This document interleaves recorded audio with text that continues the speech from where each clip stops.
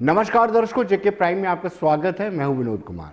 दर्शकों, राज्यसभा में नेता प्रतिपक्ष केंद्रीय मंत्री, पूर्व केंद्रीय मंत्री, पूर्व मुख्यमंत्री गुलाम नबी आज़ाद आज से जम्मू कश्मीर के 3 दिवसीय दौरे पर हैं। राज्यसभा में उनका कार्यकाल खत्म होने के बाद ये पहला जम्मू कश्मीर का उनका दौरा है। हालांकि आज एयरपोर्ट पे जब वो पहुंचे, उनका भव्य स्वागत उनके खास समर्थकों द्वारा किया गया, लेकिन पार्टी प्रदेश हाईकमान की तरफ से कोई वहां पर नजर नहीं आया। लेकिन आहिस्ता आहिस्ता जब 4 बजे वो पार्टी मुख्यालय में पहुंचे, तब स्थितियां बदल चुकी थी। पहले हम आपको बताते हैं कि किस तरीके से उनका भव्य स्वागत जो है वो किया गया।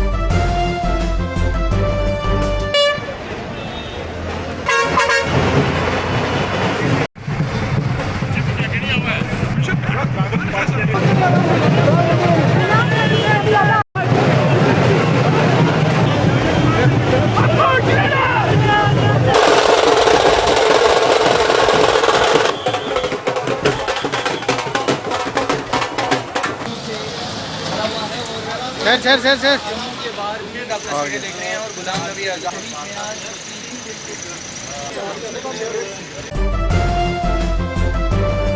को गुलाम नबी आज़ाद अमूमन कोई ना कोई बयानबाजी करते रहते हैं, लेकिन आज वो टाइट लिप्ड थे। सवाल जरूर पूछेंगे कि 5 राज्यों के इलेक्शन घोषित कर दिए गए हैं, पार्टी का क्या एजेंडा रहेगा। उन्होंने कहा कि अभी नहीं कहा जा सकता, जब इलेक्शन लड़े जाएंगे तभी कोई चर्चा की जा सकती है। इससे आप अंदाजा लगा सकते हैं कि वह कोई भी वो बयान देंगे बड़ा सोच समझ के देंगे।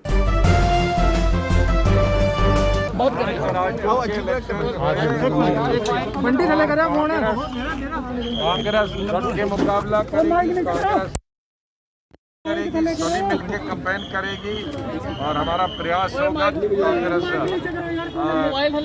हो जाए, ऐसा हम करेंगे। लेकिन हमारा पूरा प्रयास होगा, कांग्रेस पार्टी का पूरा प्रयास होगा कि हम हर जगह 5 राज्यों में इलेक्शन लड़ेंगे और अच्छा परफॉर्म करेंगे। दर्शकों, इस दौरे को लेकर के प्रदेश कांग्रेस में भी ऊहापोह की स्थिति बनी हुई है। कल तक गुलाम अहमद मीर इस बात को कह रहे थे कि गुलाम नबी आज़ाद का जो दौरा है उसको लेकर के उनको कोई खास जानकारी नहीं है। उनका कहना था कि उनके कुछ सामाजिक कार्यक्रम हैं और उनमें वो शिरकत करने के लिए आ रहे हैं। पहले हम कल का वो बयान आपको बताते हैं, जिसमें जीए मीर ने कहा था कि ये दौरा उनका निजी दौरा है, पार्टी का नहीं है। उनका 2-3 दिन का टूर यहाँ की ओर लगा हुआ है, बट उसकी मज़ीद जानकारी अभी हमको नहीं मिली है एज ए पार्टी यूनिट। मेरे ख्याल से हो सकता है शाम वाम तक वो अपना प्रोग्राम रिलीज़ करेंगे, तो उसके बाद ही जानकारी मिलेगी कि किस नेचर का प्रोग्राम है। प्योर एनजीओ प्लेटफार्म पर है या पॉलिटिकल विजिट है, पार्टी का विजिट है, वो शाम तक शायद पता चल जाए। और एक किस्म से एनजीओज़ के प्रोग्राम है। आरएसपुरा का हमने सुना, गुजर ट्रस्ट का सुना, इधर गांधी ग्लोबल फैमिली का सुना है। तो जब प्रोग्राम आएगा डिटेल, शायद उसमें क्लियर कट होगा कि किस नेचर का प्रोग्राम है। कोई पॉलिटिकल एक्टिविटी भी हो, कोई पार्टी एक्टिविटी भी हो, तो हम उसके लिए तैयार बैठे। मेरे ख्याल से सेंट्रल उसमें इवेंट जो था वो गुजरात टूरिस्ट्स को 2006-07 में जो कश्मीर में इंसिडेंट हुआ था, मगर जिस पैमाने के ये दोनों बड़े लीडर थे, एक अगर प्राइम मिनिस्टर है तो एक लीडर ऑफ अपोजिशन है, तो देश में मेरे ख्याल से उससे बड़े बड़े हादसे भी हुए, गुजरात में भी हुए, जम्मू कश्मीर में भी हुए। और जो स्पेसिफिक एक इंसिडेंट को लेकर दोनों भावुक हुए, वो अपनी जगह इंसानियत का मामला था, उसके खिलाफ कोई नहीं है। मगर और भी बहुत सारे इंसिडेंट्स हुए, ज़्यादा अच्छा रहता दोनों बड़े लीडर उन बड़े इंसिडेंट्स को भी याद करते, ऐसे ओकेजन्स पर शायद लोग अप्रिशिएट करते। दर्शकों, आज जब गुलाम नबी आज़ाद पार्टी मुख्यालय में पहुंचते हैं तो गुलाम अहमद मीर के तेवर बदल जाते हैं। वो उनका वेलकम करते हैं और कहते हैं कि इससे पार्टी मजबूत होगी, स्ट्रेंथन होगी, कद्दावर नेता का दौरा कामयाब रहेगा। देखो, आज़ाद साहब का 3 दिन का दौरा पिछले कई दिनों से चर्चे में था, आपने भी देखा होगा। और उसमें आज सबसे खुशी की बात हम सब कांग्रेस वासियों के लिए है कि उन्होंने पार्लियामेंट से रिटायरमेंट लेने के बाद में जो उनका दूसरा फेज़ ऑफ लाइफ है उसको उन्होंने आज जम्मू कश्मीर कांग्रेस के दफ्तर में स्टेट एग्जीक्यूटिव कमेटी के साथ में अपनी दिल की बातें शेयर करके एक नए दौर की शुरुआत की। और उसमें कुल मिलाकर उनका मुद्दा मकसद था कि हम सब लोगों को बूथ से लेकर ब्लॉक से लेकर डिस्ट्रिक्ट से स्टेट से ऑल इंडिया तक हमें पूरे देश में कांग्रेसियों को थोड़ा मुस्तैदी के साथ में मुकाबला करना होगा और आने वाले वक्तों में कांग्रेस को मजबूत करके खासकर जम्मू कश्मीर में खुशहाली लाने की बात है। दर्शकों, कोविड-19 का प्रकोप पूरी तरह से खत्म तो नहीं हुआ है, लेकिन जैसे जैसे केसेस कम आ रहे हैं, जो टूरिस्ट हैं उनका रुझान जो है कश्मीर की तरफ बढ़ रहा है। आज हमारे रिपोर्टर और कैमरामैन ने इन टूरिस्ट से बातचीत की। उनका कहना है कि ऐसा भय नहीं है, कोई ग्रेनेड का, गन का, गोली का, किसी तरह का भय नहीं है। और उन्होंने बताया कि ये जमीन पर, धरती पर स्वर्ग है।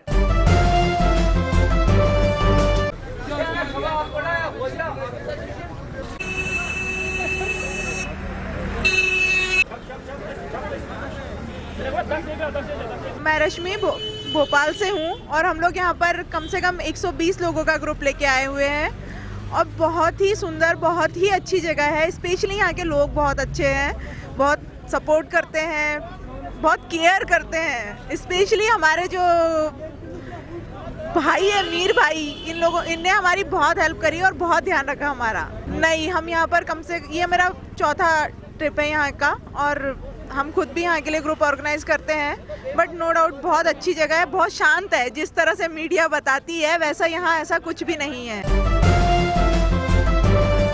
सैलानियों ने कहा कि ऐसा कोई माहौल नहीं है, यहाँ पर आना चाहिए। बाकी सैलानियों को भी उन्होंने दावत दी है कि कश्मीर में आए, धरती के स्वर्ग पर आए और देखें कि प्राकृतिक खूबसूरती कितनी है कश्मीर। बहुत बहुत खूबसूरत है, माहौल बहुत प्लेजेंट है, वेदर बहुत ज़्यादा प्लेजेंट है, लोग यहाँ के बहुत ज़्यादा हॉस्पिटेबल है। टूरिस्ट के लिए ये जगह बहुत सेफ है और इसे जन्नत ऐसे ही नहीं कहा गया है, ये वाकई जन्नत है। बहुत अच्छा कश्मीर तो हार्ट ऑफ इंडिया, और बाहर जाने से इंडिया ही आइए ना, इंडिया में घूमिए। माहौल है, स्वर्ग है, स्वर्ग है, स्वर्ग है। ये दुनिया का जन्नत है। स्विट्जरलैंड जाना बेकार है। मैं सभी वर्ल्ड में सभी लोगों से इंटरव्यू में ये बोलना चाहूँगा कि कश्मीर आइए, इससे ब्यूटीफुल जगह पूरे वर्ल्ड में कोई नहीं है। हाँ, गुलमर्ग बहुत ही शांति माहौल है और यहाँ के लोग काफ़ी बहुत ही अच्छे लोग हैं, बहुत ही प्रेम दिखाते हैं और बहुत अच्छे लोग हैं और बहुत ही टूरिस्ट के लिए तो बहुत ही अच्छा ट्रीटमेंट देते हैं यहाँ के लोग। दर्शकों, कश्मीर की पहचान डल लेक से भी होती है और डल लेक को देखने सैलानी बहुत ज़्यादा आते हैं। लेकिन अब चिंता ये होती जा रही है कि डल लेक भी प्रदूषित होती जा रही है। आज इसको लेकर के, प्रदूषण को रोकने के लेकर के जागरूकता अभियान चलाया गया और ये कहा गया कि इसको प्रदूषित होने से बचाया जाए। हमने कुछ लोगों से बातचीत की, उन लोगों का कहना है कि कहीं ना कहीं इस पर डीजल की मात्रा भी चलती है। दूसरा, सीवेज का कोई भी ऐसा सिस्टम नहीं है और सारी शहर की गंदगी इसमें बहती है। तो आइए देखते हैं लोगों का क्या कहना है।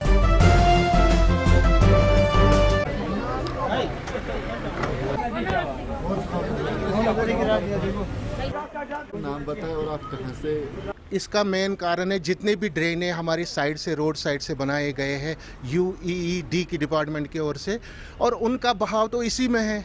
ये डल कैसे साफ रहेगा? पहले तो ये इल्ज़ाम देते थे कि डल वाले डल को पोल्यूट कर रहे हैं, अब तो डल में कोई रहता नहीं। वो तो बेचारे मतलब उनको रकात में शिफ्ट किया गया, दूसरी जगह पे शिफ्ट किया गया। अब तो डल में मतलब 4 लाख लोग की बजाय 50,000 लोग भी नहीं रह रहे अभी, उनके घर वहीं हैं। लाड़ा के पास इतना भी ताकत नहीं है कि वो सबको मतलब उनके जो वाटर बाउंड है या मतलब उनका ज़मीन है, उनको अगर वो लोग ले लेंगे और निकाल दो डल वालों को, हमें कोई प्रॉब्लम नहीं है।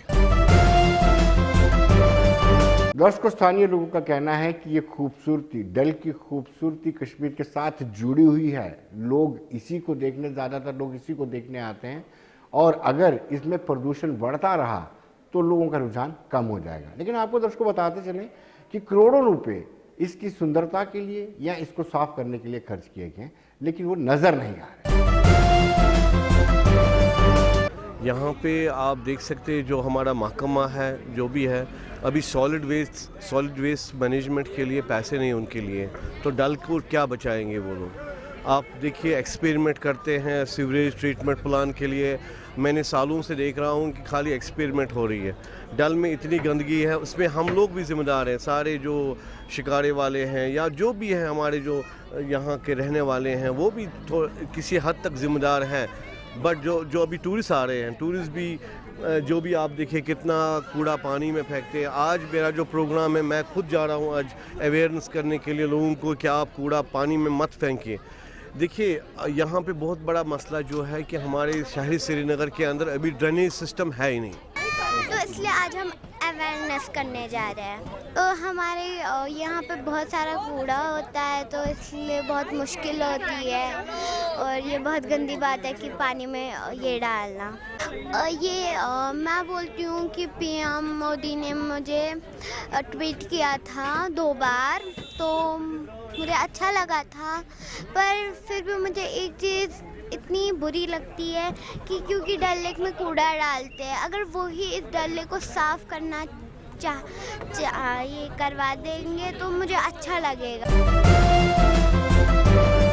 दर्शकों, अब हम बात करेंगे सरहदों की। सरहदों पे अमन आया है। अमन के लिए दोनों मुल्कों ने प्रयास किया है। डीजीएमओ लेवल पर जो बातचीत हुई है उससे अमन आया है, और अगर सरहदों पर अमन आता है तो सबसे ज़्यादा फायदा उन लोगों को रहता है जो बिल्कुल बॉर्डर पे रहते हैं, चाहे वो इंटरनेशनल बॉर्डर हो चाहे एलओसी हो। और हमने उन लोगों से बातचीत की और उन्होंने वेलकम किया हो, क्योंकि हम सब जानते हैं कि 5 अगस्त 2019 के बाद से, जब से 370 में संशोधन हुआ है, 35 से रिपील हुआ है, पाकिस्तान ने लगातार सीज फायर का उल्लंघन किया है। इवन पिछले साल 5100 मरतबा सीज फायर का उल्लंघन हुआ है, जो सबसे ज़्यादा बार सीज फायर का उल्लंघन हुआ है। अब जब सरहदें शांत हुई है तो लोगों ने इसका स्वागत किया। आज आप देखेंगे जब से लोगों ने ये सुना कि डीजीएमओ की मीटिंग इंडिया और पाकिस्तान के दरमियान और कामयाब मीटिंग रही और फायरबंदी के लिए बातचीत जो हुई वो कामयाब हुई, तो आप देखेंगे जहाँ फायरिंग होगी, लोगों में हरासमेंट होगी, लोग अपने घर छोड़ देते थे। ये तो एक बड़ा खुशाइन बात है कि आज हमें जो ये एक तोहफ़ा मैं समझूंगा हमें मिला है कि फायरबंदी का, तो आइंदा भी ये फायरबंदी नहीं होनी चाहिए। लोग अपने घरों में सुकून से रहे। हम चाहते हैं पड़ोसी देश भी हमारा जो वो सुकून से रहे, कि एक दूसरे से लड़ाई झगड़ा ना करें। डेवलपमेंट की तरफ जो है वो हमें ज़्यादा ध्यान देना चाहिए, सड़कें, रोड, बिजली की तरफ ध्यान देना चाहिए। तो दोनों ममालिक जो हैं वो लड़ाई के इसको मूड में नहीं है।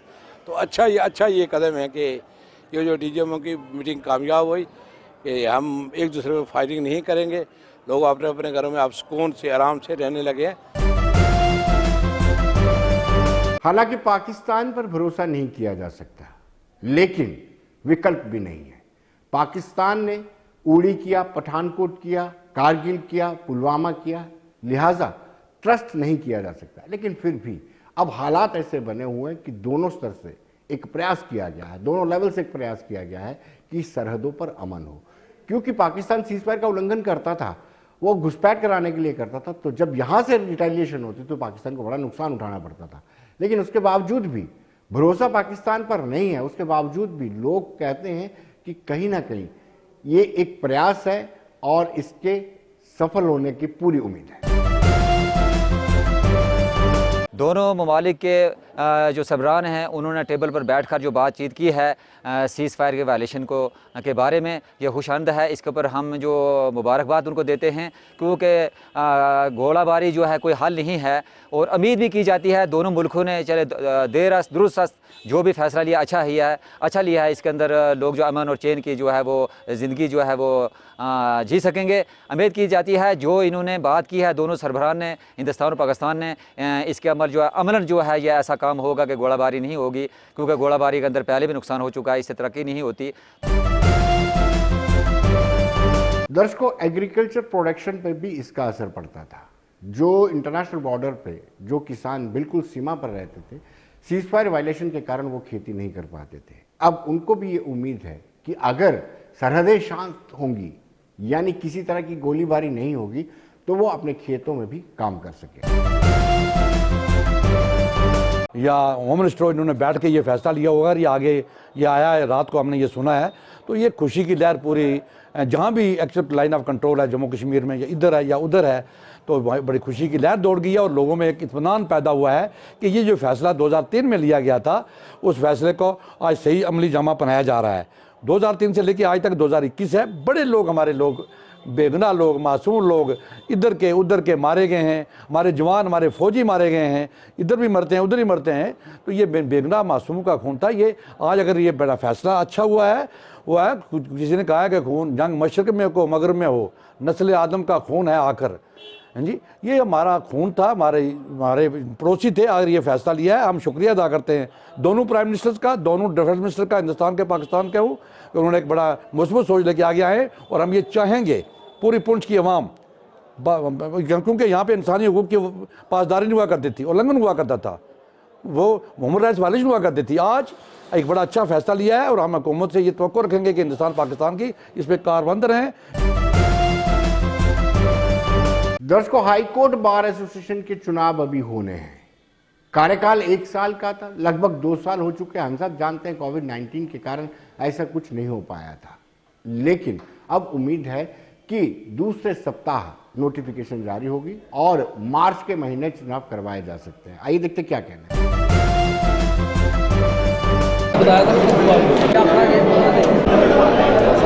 ऐसे बदमाश शैतान जो कम है, उनकी तादाद कम है। प्रेसिडियम ने ऑलरेडी नोटिस, इलेक्शन का नोटिस निकाल दिया है, जिसके तहत अभी सिर्फ मेंबरों को जो ये रिक्वेस्ट की गई है कि अपनी मंथली सब्सक्रिप्शन जो है जमा करवाई जाए, ताकि एलिजिबल वोटर जो है की लिस्ट तैयार हो सके और इलेक्शन शेड्यूल नोटिफाई हो सके। बड़ी जल्दी ही जो इलेक्शन शेड्यूल की नोटिफिकेशन जो है मार्च के फर्स्ट वीक में आ जाएगी, जिसमें इलेक्शन की डेट भी नोटिफाई होगी और बार को नई टीम बड़ी जल्दी ही मिलेगी। जैसा हम सबको पता है कि कोविड की वजह से जो बाही दहारा था जो बिना काम काज के रहा, सिर्फ वर्चुअल मोड परमिट था, वो भी सिलेक्टेड मैटरों में 5 किस्म के केसेस थे जिनमें एमरजेंसी में वर्चुअल मोड सिलेक्ट, और 5 किस्म के केसेस जो है हार्डली 10% लोगों ने किए होंगे। 90% हमारे जो वकील भाई विदाउट वर्क थे कि अगर 11 महीने कोविड रहा है 50% मेंबरों की फीस जो है माफ़ की जाए। तो मेरा तो ये मानना है कि जल्दी से जल्दी इलेक्शन होने चाहिए, क्योंकि ये एक डेमोक्रेटिकली इलेक्टेड बॉडी होती है और डेमोक्रेटिक इलेक्टेड बॉडी के लिए सबसे पहले डेमोक्रेटिकली उसको इलेक्ट होना चाहिए। प्रेसिडियम जो है उसको जल्दी से जल्दी, जिसके लिए उनको ये चुना गया था, उन चीज़ों को ध्यान में रखते हुए इनको इलेक्शन जल्दी से जल्दी करवानी चाहिए और इसको कोई फर्दर डिले नहीं होना चाहिए। अगर प्रेसिडियम ये डिसाइड करता है कि अगले महीने में या उससे भी थोड़ी डिले करके इलेक्शन हो सकते हैं, इनको एक नोटिफिकेशन निकालनी चाहिए जिसमें इनको एक साफ गोई से ये बताना चाहिए कि क्या एक्सपेक्टेशन है वकीलों से, क्या वो फीस लेंगे, क्या कोरोना काल में जो वकीलों ने इतना सफ़र किया है, क्योंकि किसी की भी रोज़ी रोटी चली नहीं, लोग आ नहीं पाए और कुछ ही लोग इस वर्चुअल मोड से अपने काम में लग पाए। तो ये कहना है कि इन सब चीज़ों को मद्देनज़र रखते हुए ये डिसाइड करना है सबसे पहले प्रेसिडियम ने, क्या इलेक्शन में हर मेंबर से फ़ीस लेनी है और अगर फ़ीस लेनी है तो किस हिसाब से ये फ़ीस लेनी है, वो डिसाइड करके ये जल्दी से जल्दी अगर नोटिफिकेशन निकाल देते हैं, ये डिसीजन अब प्रेसिडियम को लेना है और प्रेसिडियम को जल्दी डिसाइड करके ये बता देना चाहिए कि इलेक्शन कब।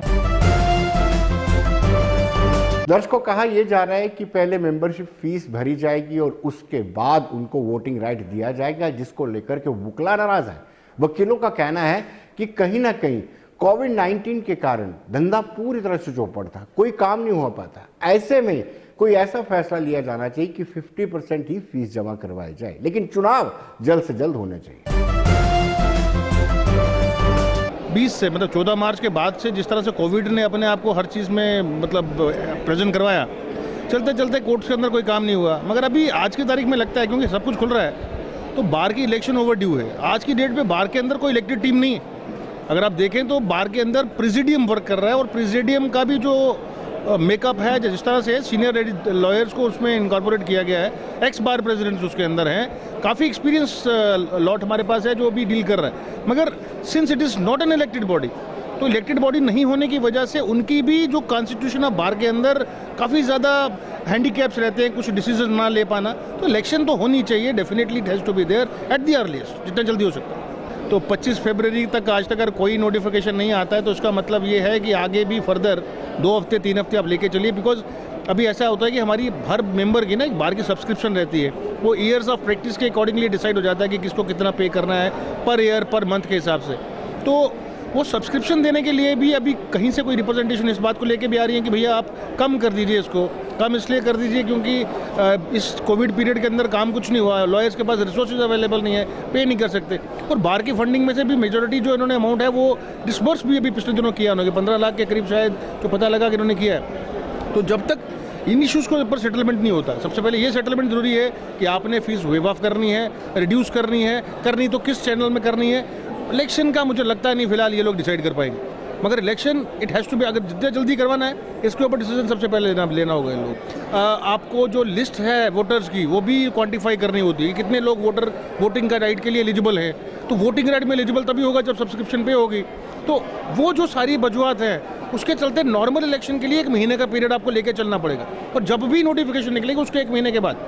तो आपकी डेट पे आज की अगर आप देखो तो आज की डेट पे ये भी डिसीजन नहीं हो पाया है कि बार की सब्सक्रिप्शन जो है उसमें वेवर होगा, डिस्काउंट होगा, कितना कम करेंगे, कुछ डिसीजन नहीं हो पाया। तो that is a stage of totally एक कन्फ्यूजन का स्टेज है।